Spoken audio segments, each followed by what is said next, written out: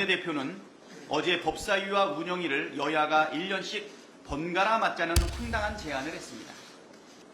원구성이 불법이라며 권한쟁의 심판을 청구해놓고 바로 다음 날엔 상임위원장을 번갈아 가면서 하자는 게 말이나 되는 소리입니까?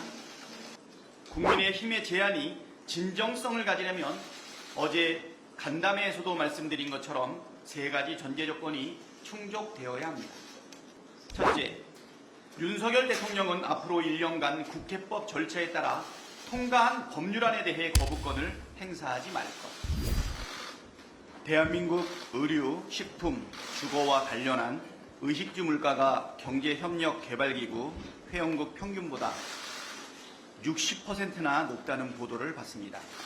특히 사과, 감자, 돼지고기 물가는 OECD 평균의 2배가 넘고 의류와 월세 수준 또한 33개 나라 중 최상위권을 차지하고 있습니다. 한마디로 우리 국민 먹고 살기가 세계에서 제일 힘들다는 이야기입니다. 고물가, 고금리, 고환율 3고 위기는 여전하고 그나마 상대적으로 괜찮다던 공공요금도 하반기에 줄줄이 인상을 예고하고 있습니다. 정부의 재정 지원은 없고 실질 소득은 줄어드니 가계대출이 급증하고 있습니다. 상황이 이런데 윤석열 정부는 도대체 지금 뭘 하고 있습니까? 한계에 내몰린 자영업자들 돕자는 것도 외면하고 그렇다고 세수 확충에도 관심이 없습니다. 파탄난 민생과 서민의 절규엔 아무런 관심도 대책도 책임감도 없습니다. 이렇게 무책임하고 무능하고 무신경한 정권은 처음입니다.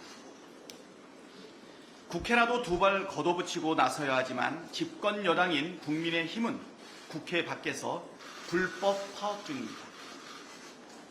정말로 한심하고 답답합니다.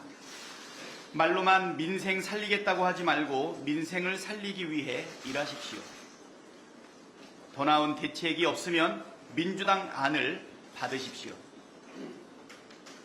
능력도 대책도 없으면서 자리는 왜 꿰차고 앉아 있는지 국민들은 정말 의문입니다.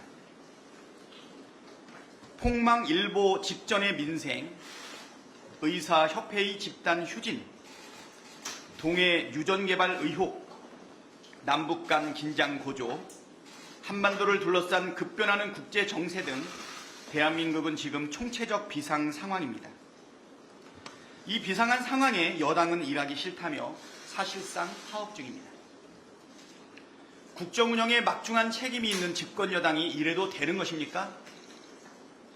심지어 추경호 원내대표는 어제 법사위와 운영위를 여야가 1년씩 번갈아 맡자는 황당한 제안을 했습니다.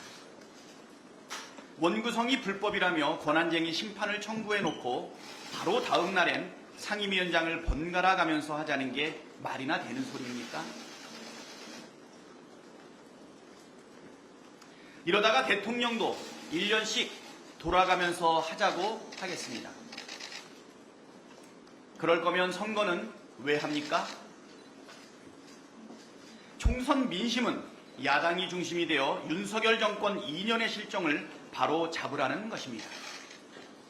이를 위해 법사위와 운영위는 거래의 대상이 될 수 없는 필수 사항입니다.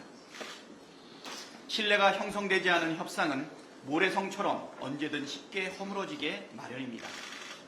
협상과 약속의 가장 큰 전제 조건은 상호 신뢰입니다.